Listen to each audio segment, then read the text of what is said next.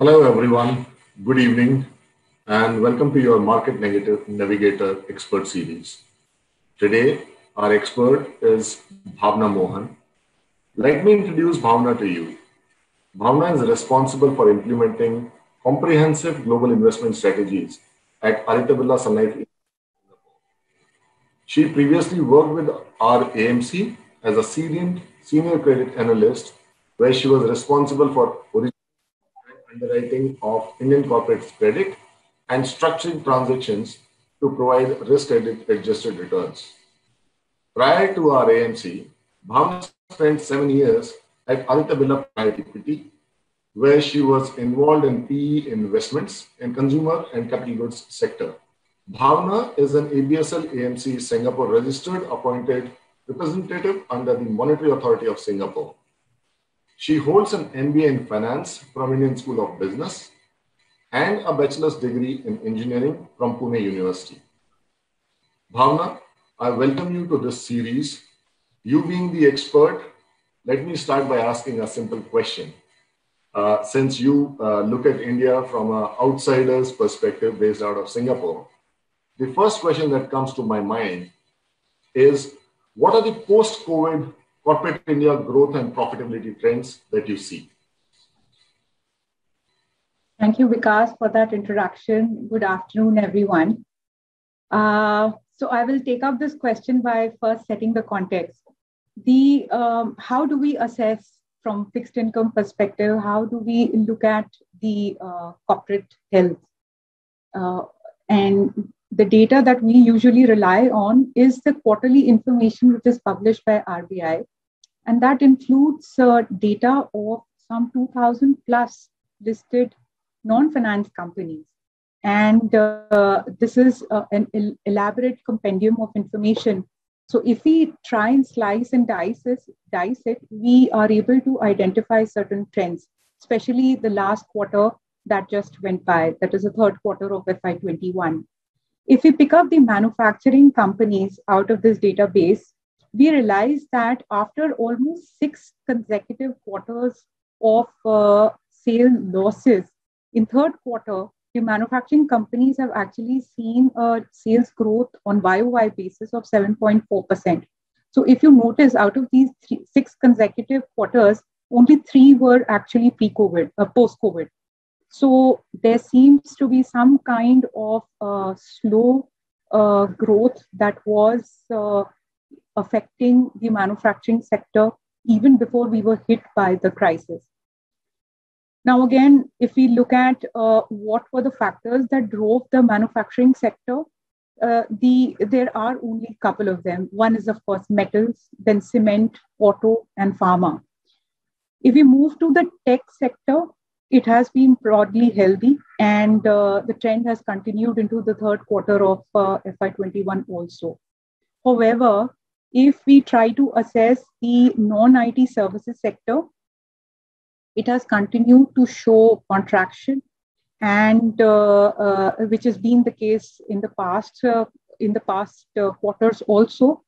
Having said that, the extent of contraction has reduced in the third quarter. So this is as far as the sales is concerned, and one can attribute it to the opening of the economy after the restrictions pertaining to COVID were eased. If we come down to the operating profit, it's been improving across the board. But if we look at the profit margins, that is the bottom line, it's been primarily the manufacturing companies and IT which have benefited. This is one trend, which is in terms of how the sales growth and profitability has been. But the other interesting trend that has appeared is, it seems that the recovery in this particular crisis, or rather post this crisis, has been a bit discriminatory in nature. And that by that, I mean that the large companies, the large size companies with robust, large balance sheets, they have been able to withstand this crisis much better than the smaller ones. So if we look at the top 3 decile of this whole 2000 plus listed companies, we see that the sales growth has been outstanding. And the balance have actually seen their sales shrink, and that too inversely proportional to the size. So smaller the company, larger has been the shrinkage in the sales. Similar is the story when we look at the profit margins. The profit margins of the top three decile have been very healthy.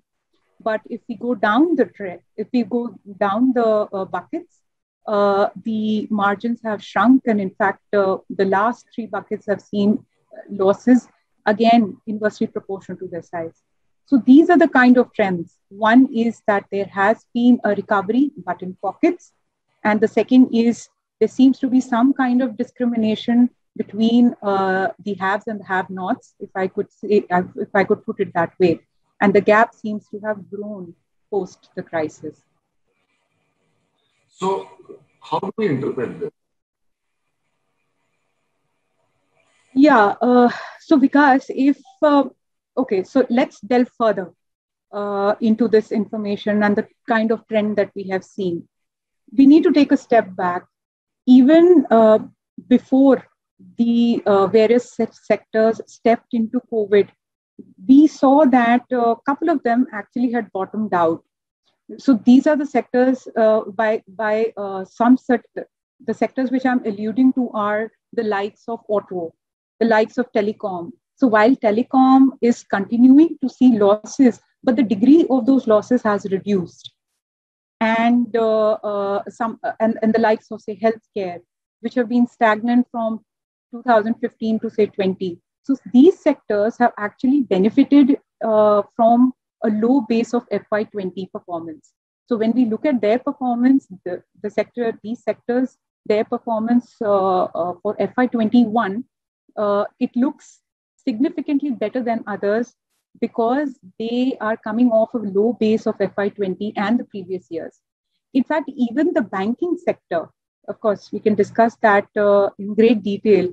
It has surprised the street significantly with respect to the COVID-related stress that has emerged, which is actually much lesser than what one was estimating at the beginning of the year.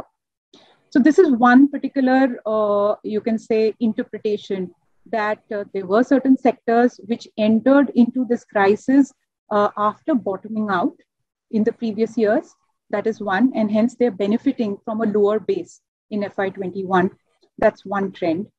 And the other is that there are some sectors which have actually kind of benefited from COVID. Let me explain that, how benefited. So one is, of course, pharma, given the nature of this crisis was pertaining to healthcare. Then the lifestyle change. You know, most of us have been working from home, and there were home chores which had to be done by ourselves, not helpers anymore. So people went ahead and bought larger refrigerators to stock food. They've gone ahead and bought dishwashers. Since they were spending more time at home, there was house improvement done, refurbishing done, painting done, moved into bigger houses, maybe renting out or even buying. So there were more of paints consumed, there were more of white goods consumed. Then, of course, from safety perspective, people have tried to avoid public transport and hence gone ahead and bought two-wheelers and four-wheelers. And finally, this whole possibility of work from home has been enabled on the back of technology and electronics. So that segment has also benefited from, as I put it, change in life, the lifestyle changes that we are seeing. So, then the next is, sorry, please. I was just saying that on one hand, you have the have and have-nots, the large, which initially benefited, and probably the smaller ones had hiccups. And on the other side, you're also mentioning that while this pandemic lasted or still is going on, there were certain sectors, because of the consumption pattern, not because of the changes in lifestyle, that certainly benefited from this pandemic. Yes. Yeah, Vikas. So this is exactly what I'm alluding to. So primarily what I'm trying to say is that there are these pockets which have benefited. However, we need to bear in mind that the gap, the larger corporates have been able to garner larger market shares because of this particular pandemic. because the smaller guys, the smaller players did not have the muscle, the financial muscle to withstand the pressure of this crisis. And while, of course, my actually additional point to this is there has been immense amount of liquidity which has been flushed into the economy, and that has helped to bring down the cost of debt. Again, this cost of debt has actually benefited the larger guys. They have gone ahead and they have been able to raise debt at lower levels. They have been able to refinance their existing debt at lower levels. So again, larger players have, you can say, increased their coffers, their reserves, and they are well placed for the next cycle. And however, the smaller guys, because the lenders, you can read it as banks and NBFCs, they were risk averse, they have stayed away. Apart from, of course, the kind of measures which the RBI has made through the emergency credit lines which are guaranteed. So those have definitely helped the MSMEs stay afloat. But having said that, the gap seems to have actually widened. So this has helped BFSI sector, real estate sector. But again, when I talk about real estate, while the cost of debt has gone down for the borrowers, we also need to bear in mind there was another aspect which was in play, that is the low registration fees, which is going to expire in March, right? So we need to be a little careful, need to watch out for the trend in the next couple of quarters, and then really put our bet on RE. Though, of course, it's a great inflation trade. And we definitely are seeing inflation on a rise, at least in the coming time. And now that I'm at the point of inflation, that leads me to the next aspect, which is that of companies which have benefited from this rising commodities prices, such as the upstream companies like metals and oil and gas and so on and so forth. So metal has actually been the largest contributor to growth and profitability as far as the third quarter is concerned. And that is entirely on the back of the rise of the commodity prices. One thing that you mentioned about real estate, though interest rates have come down, and but at the same time, some of the data shows that the affordability has also improved compared to the earnings of people, the affordability of the multiples that are required to buy a house has improved in India. That's another point. But a lot of data which is thrown by newspapers says that a lot of people are buying automobiles. Some of the data seems to be rosy. But do you think this is sustainable in nature, this growth? Or the past data that we have seen in last few months?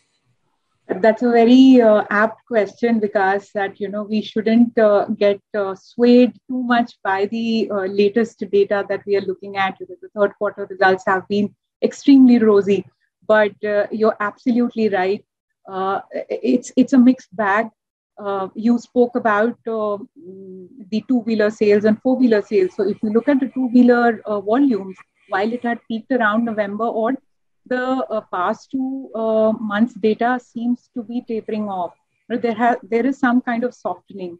So you're absolutely right that while these sectors, such as the discretionaries, they have seen a spike in demand.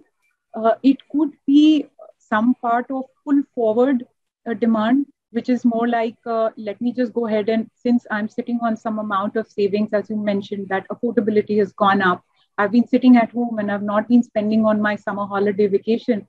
Let me just go ahead and buy a refrigerator, buy a car, or get my house painted. But I'm not going to do that very soon, right? I'm not going to do it every quarter.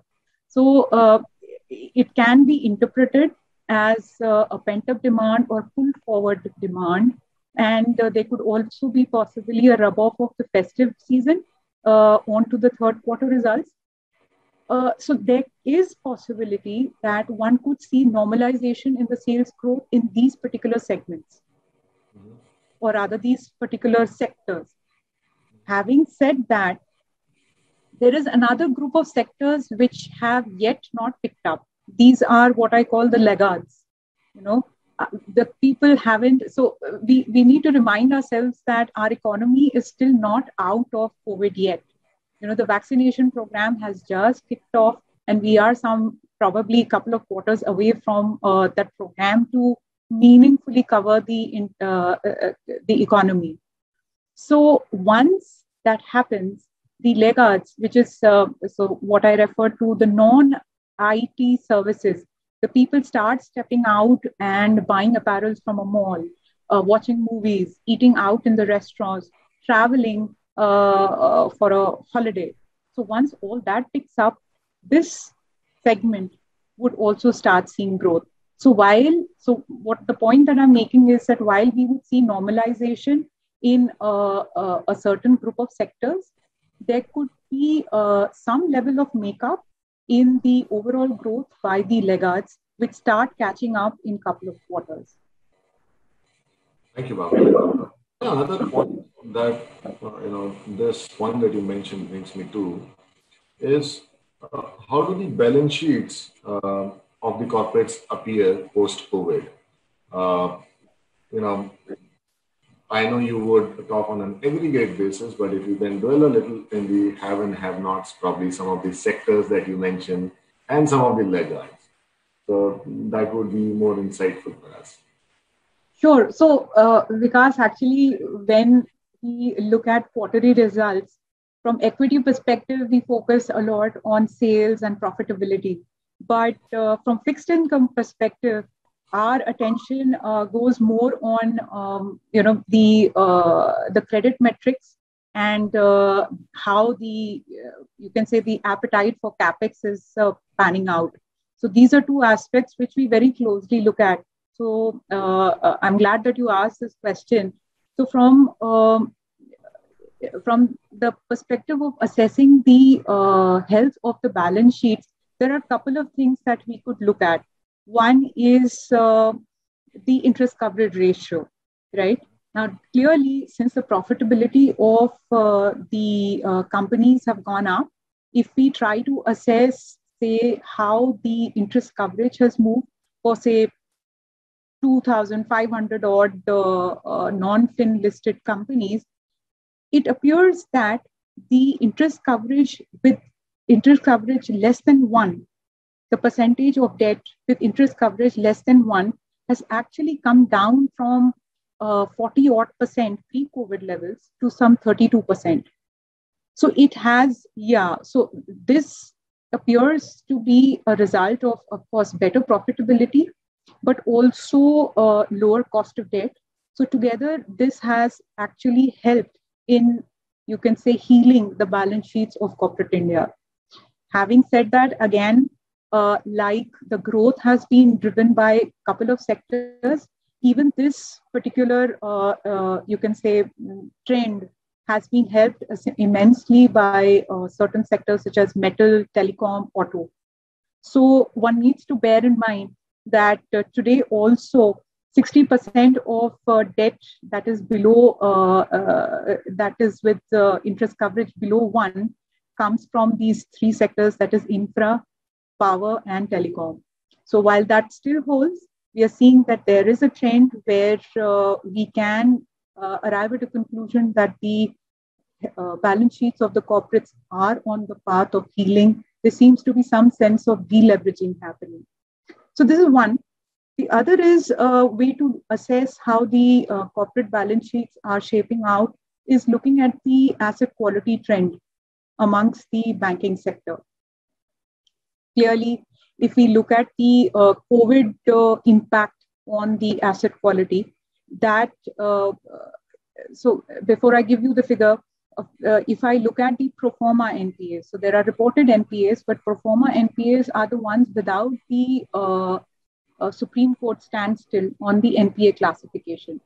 So once that stay goes away, the NPAs which would actually start being reported, those are being called as, or those are what we call as pro forma NPAs. So pro forma NPAs as well as the COVID-related OTRs. So again, under the KV Kamath committee, there is a provision which is being provided by RBI that the sectors which are, or the companies which have got impacted by COVID, they can go ahead and apply for an OTR. And the applications have predominantly come in by December. So we have information to assess what has been the COVID, you can say, damage to the asset quality. And you would be, or rather, the street is surprised that this figure has come down, is actually getting reported at somewhere between 1 to 5% across the banks. This is much lower than what one was anticipating in the first quarter. And there are various reasons, definitely, of course, as I mentioned earlier, there has been forbearance and there's been support which has been provided by the RBI in form of different mechanisms. But even when the forbearance in form of moratorium and so on and so forth is withdrawn, the impact on the asset quality is not as much. So definitely that also speaks volumes about the corporate health and the corporate health of the balance sheets. And finally, the other barometer for assessing the balance sheet health is how the credit ratings are appearing, the downgrade ratios. So it seems, if we look at the downgrades that have happened amongst the entire gamut of outstanding ratings, the percentage did spike in the first quarter of FY21, but then it came back to the normalized pre-COVID levels. I understand that the rating agencies are being sympathetic. They are not looking at FY21 performance in isolation, but the fact that they are assigning some weightage to recovery and they are not rushing into downgrading or changing outlook is also indicating that the balance sheets do have the wherewithal to withstand this crisis and come back to pre-COVID levels, perhaps in a year or two. So, while you are cautiously optimistic, but you are saying that let the trend emerge going forward. But I think at the same time, you're also mentioning things are not as bad as we presumed while this pandemic started. Now, going forward, that's a question that every time there is an upswing, especially on the equity markets, people do ask about the CAPEX cycle. So, do you see an uptrend from here on? FDI, do you see our local entrepreneurs, the local companies, or everyone in general? What's your take on CAPEX? So, Vikas, I'm going to latch on to the phrase that you used. Cautious optimism is actually is absolutely the right phrase when we are coming to CAPEX plans, and that's exactly what we heard in the management commentary as far as the third quarter earnings was concerned.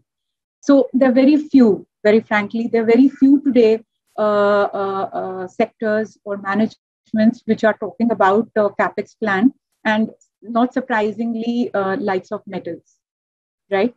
And that is primarily because FY21, it appears that the corporates have been focusing on deleveraging. They are trying to, build up their reserves, and they seem to be in a wait and watch mode. They want to be sure of the trend of recovery, not just domestically, but even globally. And we also need to bear in mind the capacity utilization at the system level is still at around 70%. So it needs to come back to, or rather it needs to rise to levels of, say 80% plus for managements to actually roll up their sleeves and start working on the CAPEX blueprint. Just to interrupt you there, what I've seen almost every time when we make this argument that the capacity utilization need to reach that 80-85% mark, but by that time when we start putting in CAPEX, it also leads to, there's a lot of lag in India while I put in CAPEX and when the actual manufacturing or when the actual supply starts. And then suddenly we see inflation going up. So I hope that will not be the trend this time. So there are some guys who are going to be benefiting from inflation. Right? The commodity guys will actually be benefiting out of it, and they may be probably the one who would be pushing the capex cycle ahead. And thanks to the low cost of debt, they have gone ahead and built their reserves. They are all set for funding this capex cycle. So hopefully that is something that should play out. But apart from that, there are some other aspects also that we are trying to interpret or trying to keep in mind. One being the PLI schemes, right? I understand it's just a blueprint, and it's possible that we would start seeing it in action a couple of years down the line. But it's a huge scheme, right? Production linked incentives across 13 sectors, and that too to the tune of around $27 billion. So there seems to be some excitement around there, and the sectors which are being targeted, one being auto and auto components. So a huge chunk of this particular scheme has been allocated to auto, then followed by likes of batteries. So these would be the ones which would actually form the foundation for EV as a segment to grow, right? So then white goods, almost 45% of the white goods are actually getting imported in form of components or as is. So these are the sectors which would be able to, I would say that these are low-hanging fruits as far as the India's capex cycle is concerned, and seems that government's push the narrative is clearly changed as far as push to growth is concerned, from consumption to investments. And this is actually a testimony to that PLI.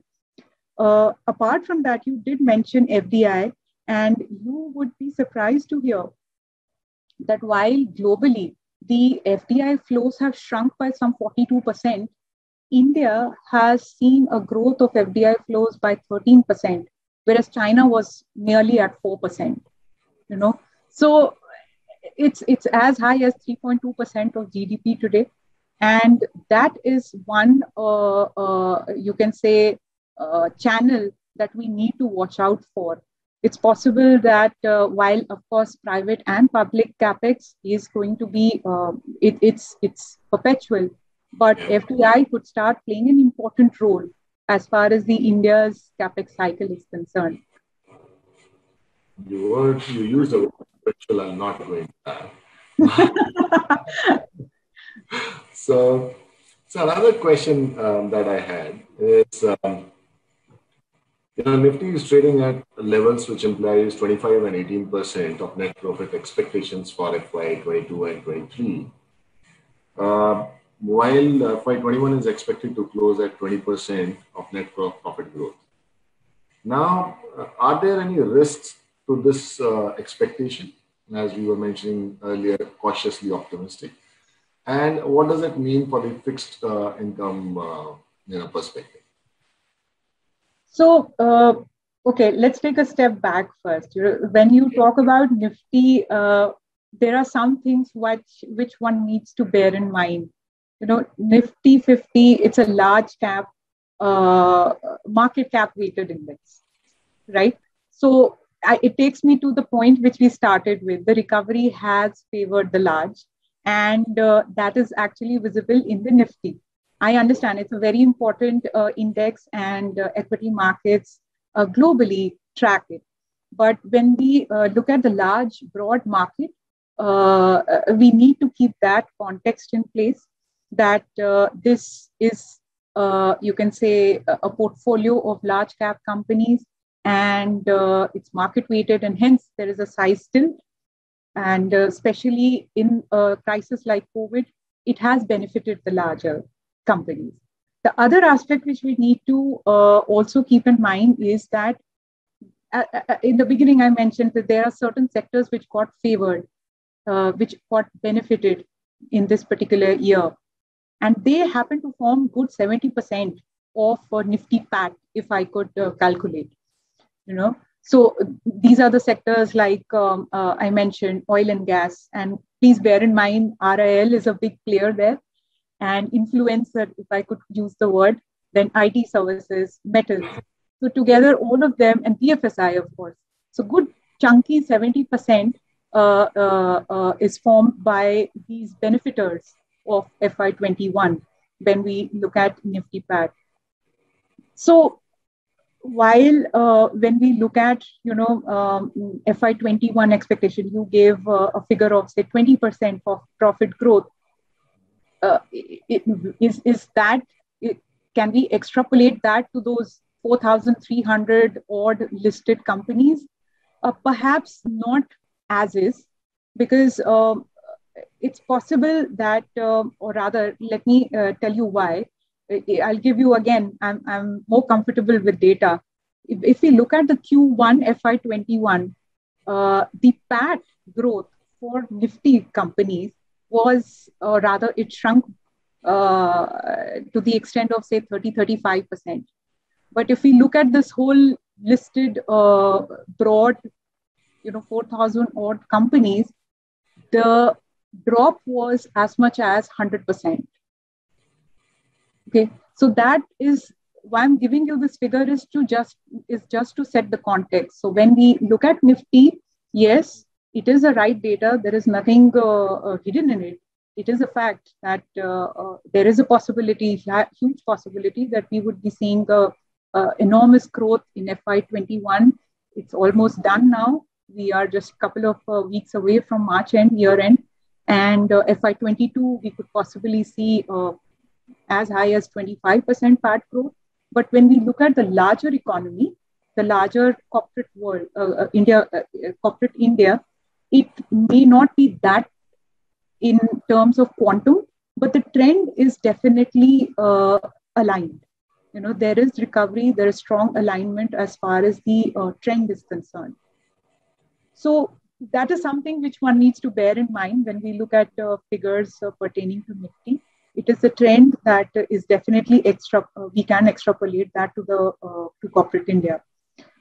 Now, coming to your next question, that is of headwinds. Yes, there are, there are a couple of them. We always talk about risks, getting into any argument, any discussion. And first, of course, something which we are reading in the papers is resurgence of the COVID cases, right? The second wave, which was until a few weeks, it was only a few states like Maharashtra, but now seems that the cases are increasing beyond just Maharashtra in many other states. But it seems that the possible damage to the economic recovery by the second wave may not be as dire. The lockdowns may not be as restrictive as they were in the first wave, and hence it's possible the damage to demand may not be as much as we have seen in the past. So this is at least what is appearing to be today. That's one. Second is something which you would have, and in fact, all of us have been, experiencing. There has been, you can say, some kind of sell-offs that we have been, or rather episodes of sell-offs that we have seen in US Treasury. So what is happening is basically the bond vigilantes who are active in the long end, they seem to be testing the central bank foot, right? And that has been, or rather that is going to continue to be a reason of volatility. And is it happening as well? Sorry? Is it happening in India as well? It seems to be, but there seems to be some kind of intervention. And that is something which we are constantly watching.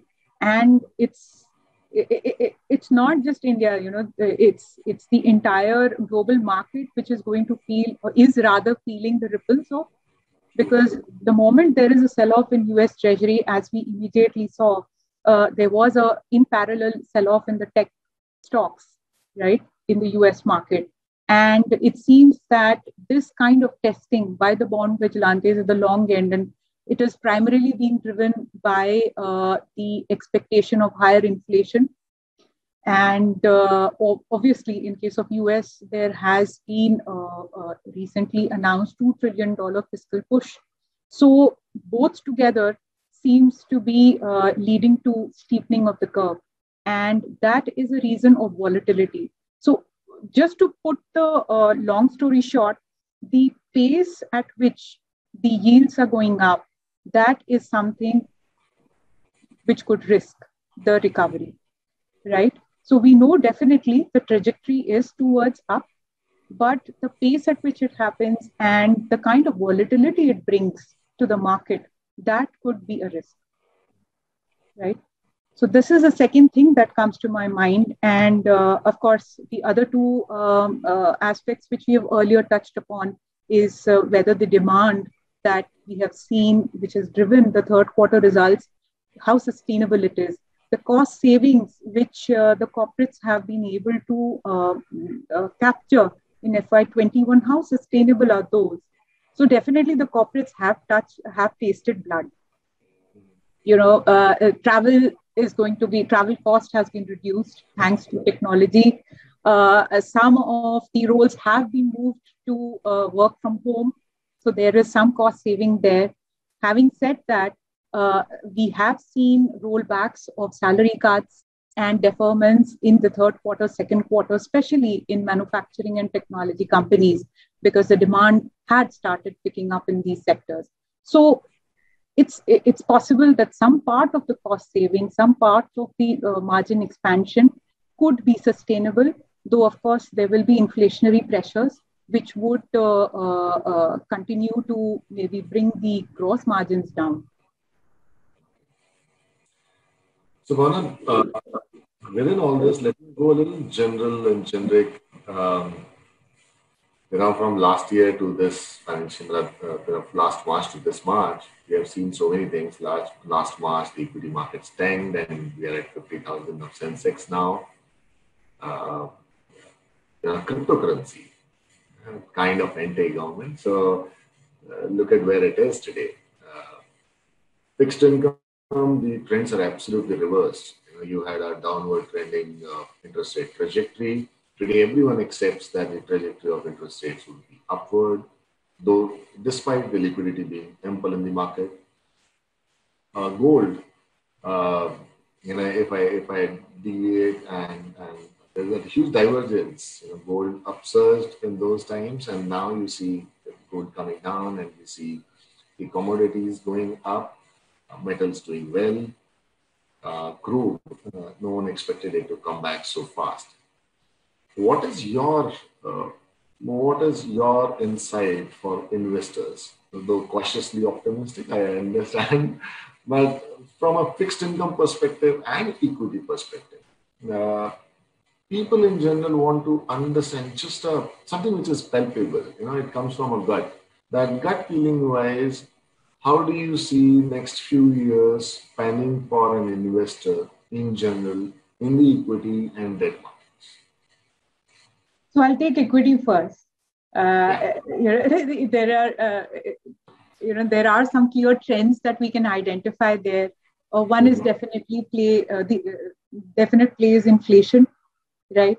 So one could play that through perhaps commodities, perhaps real estate. But again, when it comes to India, we need to be a little cautious given the historical cycle that we have seen in real estate.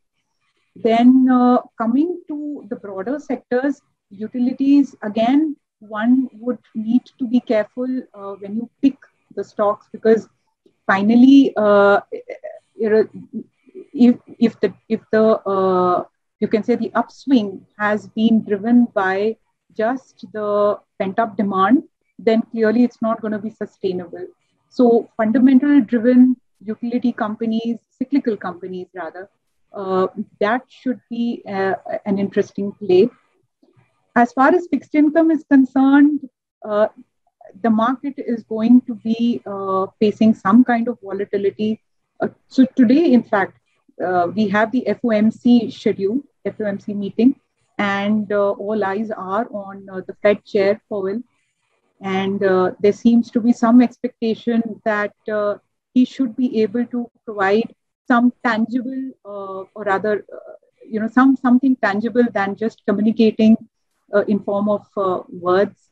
and allaying the fear of the markets. So one needs to watch out a little bit more than just in the domestic shores, that how is, you can say, the global stance of the central banks panning out. They have been very clear as far as their commentary is concerned that they are patient.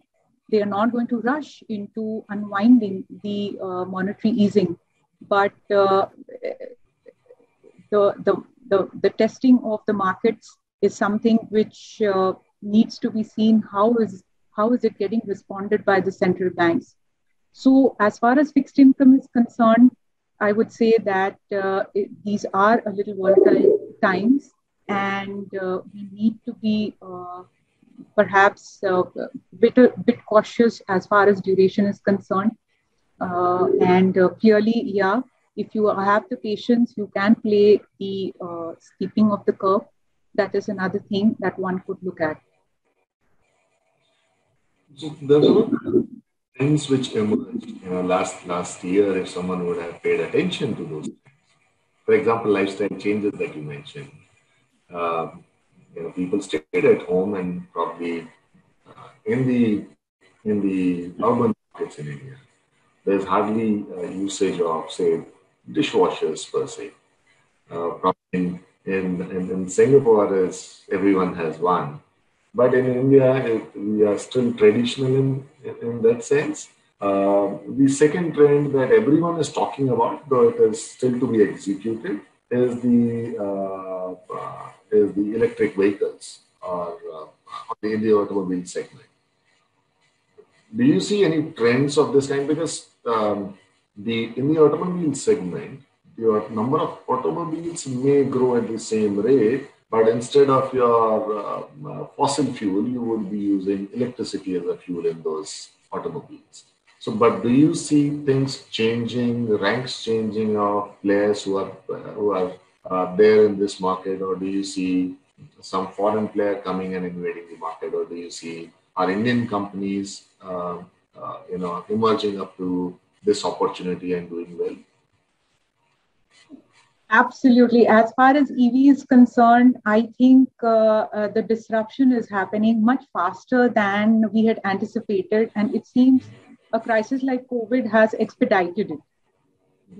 And as far as the players are concerned, the fact that the PLI scheme has has allocated significant amount of funds to batteries is a testimony to that there is a push from the government also.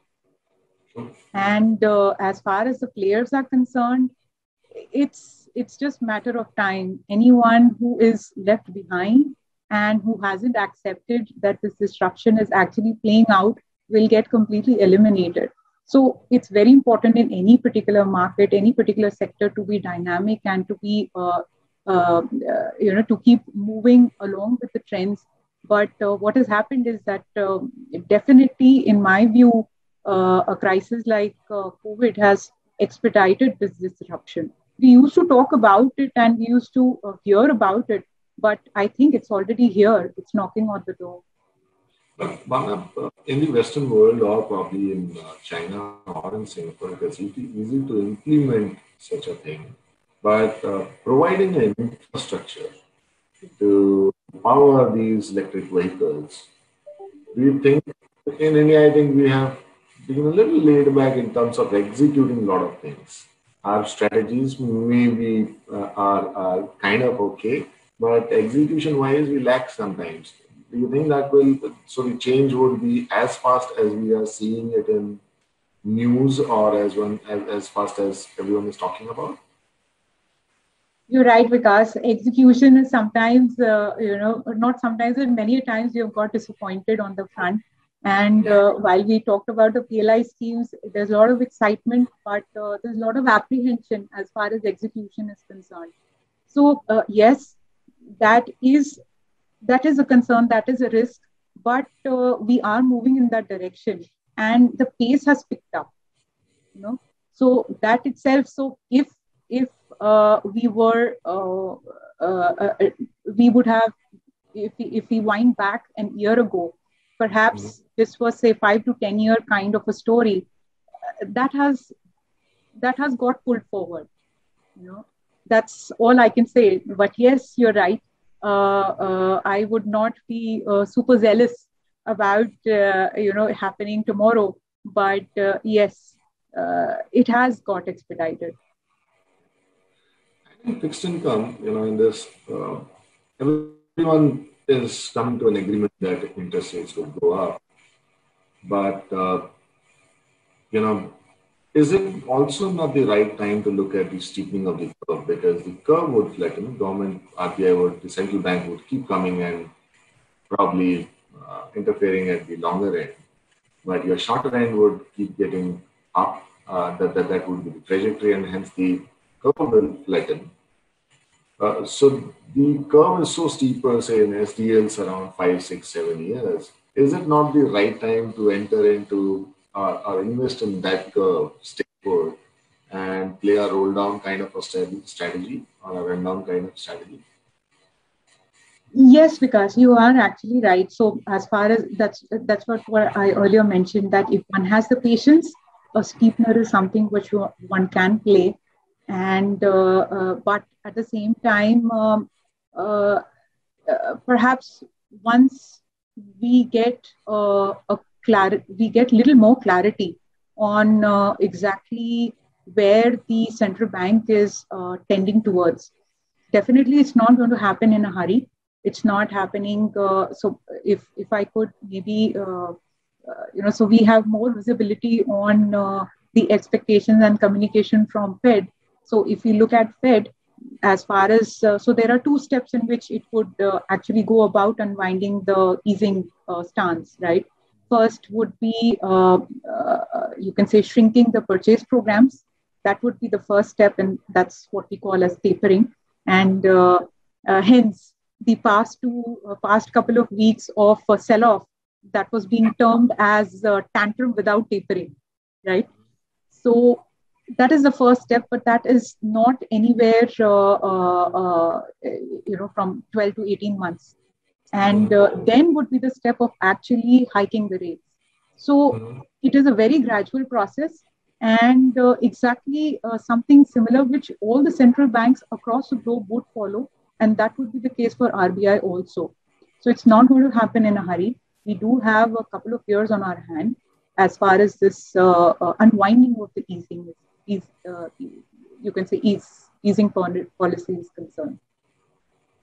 So, Bhavna, I have got a question for you from one of our viewers.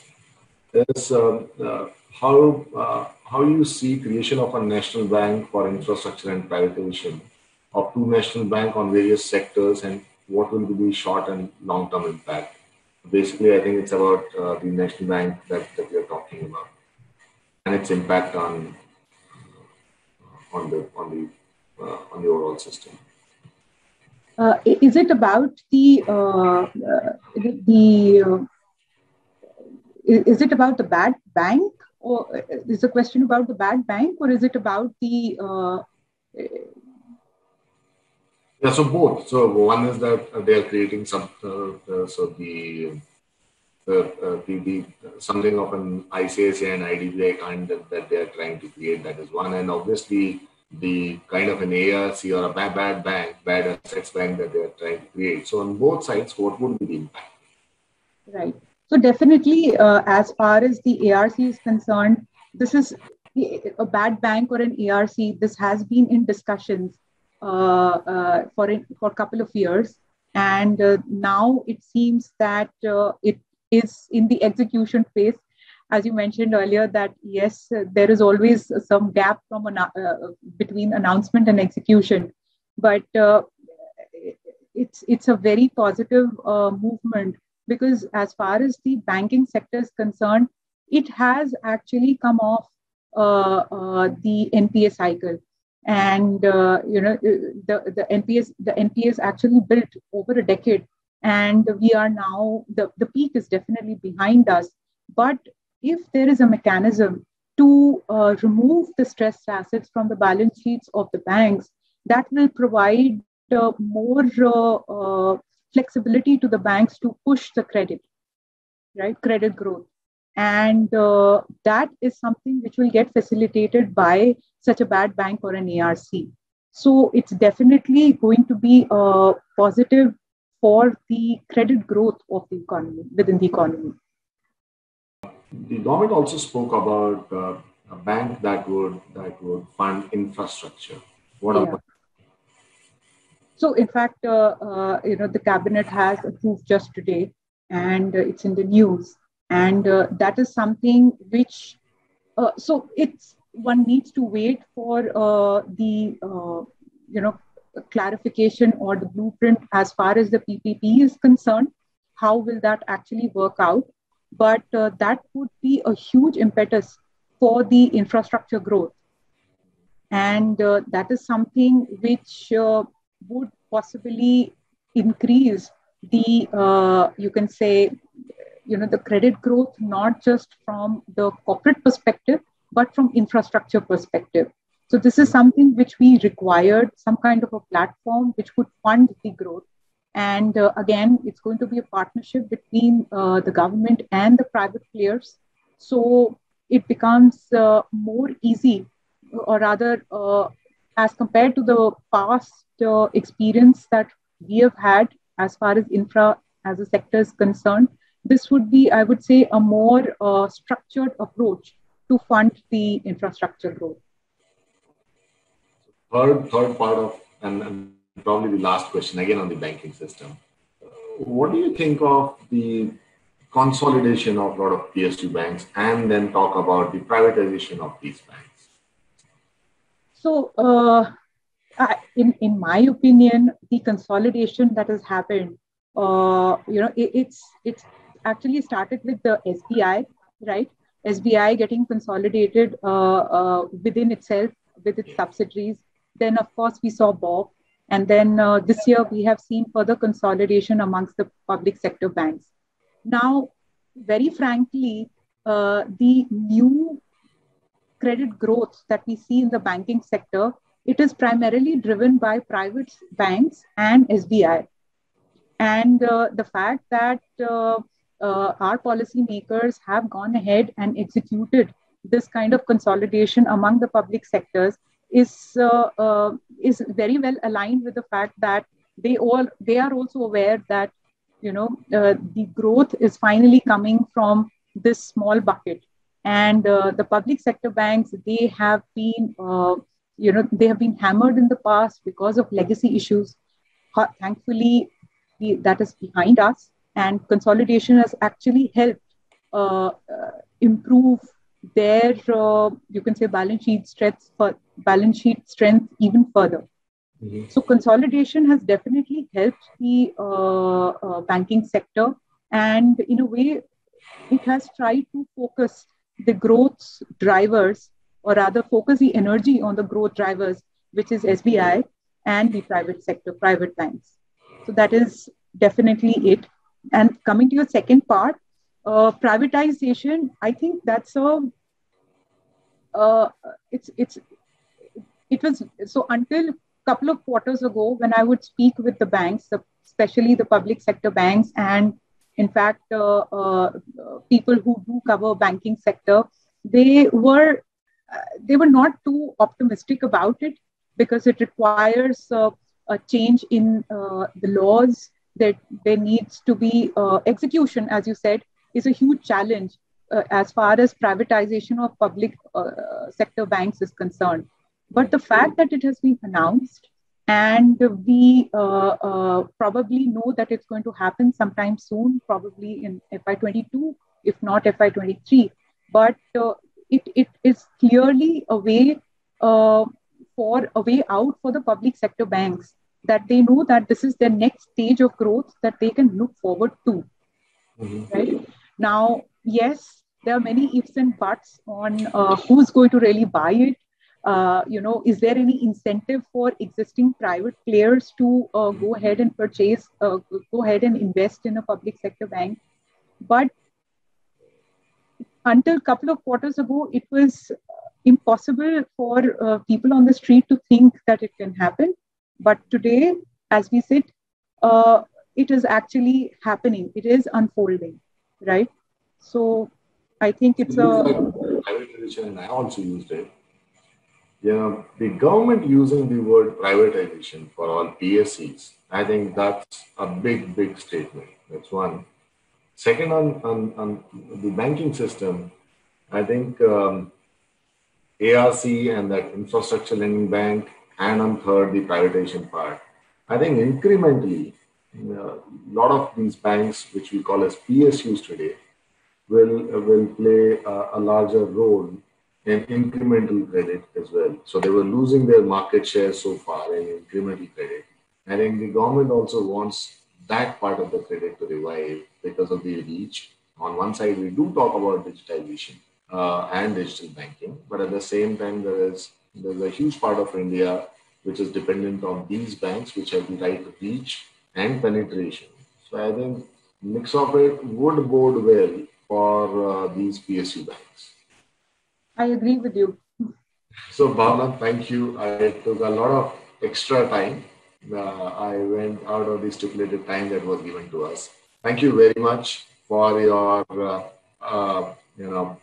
answers, which were cautiously optimistic. But I think it's important at this juncture, as you rightly mentioned, to look at data, be cautiously optimistic. Do believe the fact that India is going to do well, but at the same time, keep looking at data and keep doing a reality check. So on that note, Bhavna, thank you very much. Thank you very much for sharing your insight. Thank you so much, Vikas, for having me.